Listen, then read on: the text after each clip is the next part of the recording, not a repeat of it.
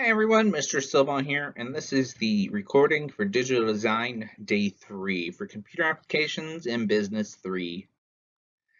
All right, in the last class we talked about making a document using no template at all, kind of give you some creativity there, and we also talked about some of the design skills that may help you and benefit you. For today's lesson, these are the last two standards, and this is the last recorded lesson for this unit. For this, we're going to talk about how you can save graphics to a file, and we'll talk about how you can demonstrate proficiency in advanced printing layout options. These are the last standards for this unit, and then after this, you'll have work days. How I'm going to grade you this unit, as a reminder, you have 3 labs. You'll get your last lab today. You'll have a publisher practice flyer. This was covered in recording 2. However, I'll post this stuff either today or tomorrow, probably tomorrow whenever you start working on your work days. You have a mastery assignment of a quiz, a mastery assignment for a flyer, and a case study, which will happen next week. Here's your schedule again. We're on day 3. Tomorrow and Friday will be a work day, so that's just time for you to work. On Monday, we have no school, so I will not be assigning anything. And then Tuesday and Wednesday are going to be case study days. Your practice is due on Tuesday, but you do have 2 days of work day, plus you can work on it today. Your case study will be due on Wednesday, and then Thursday you have a work day to work on your mastery stuff. And then Friday you're going to have your quiz, your mastery assignment, and then all of your labs will be due by then. All right, so we're going to start off with the publisher instructions. If you're using Canva for this, you can go ahead and skip this section. All right, to save to a file, whenever you are saving, you can save it in multiple options.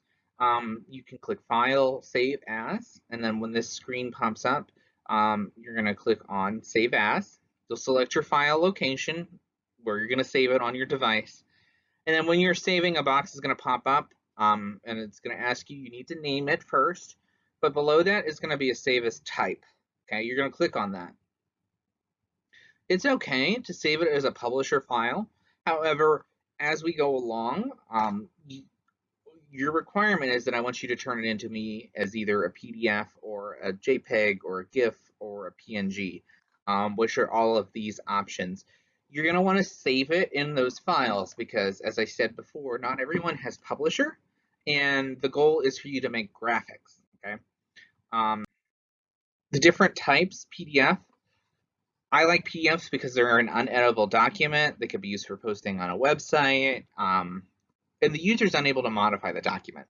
That's one of the reasons why we like PDFs a lot, is because once you save it, people can't edit it or change it. PDFs are also good for like posting general information. There's different ways. You could usually post this on a website. However, image files such as GIF, JPEGs, and PNGs, they're all image files. You use those to post to social media. You can also post those to a website, whatever you need to do.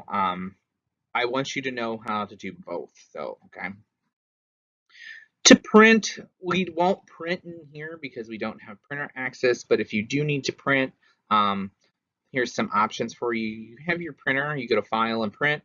You have the printer, you can change it. You can also save it to a PDF here as well, too, just as a little FYI.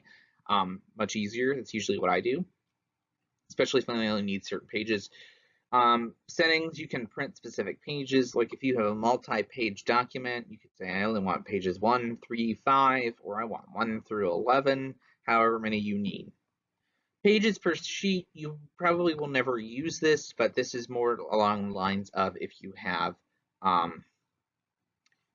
multiple pages and you want 2 pages on a sheet or so on and so forth. Just be careful though, because this shrinks all of the information. This next one is size. The size is for the size of your document. Publisher is unique too because it will tell you, oh, you can't print this, because it knows what size your printer is. And so it'll tell you the ones that you can't print or won't work for your printer.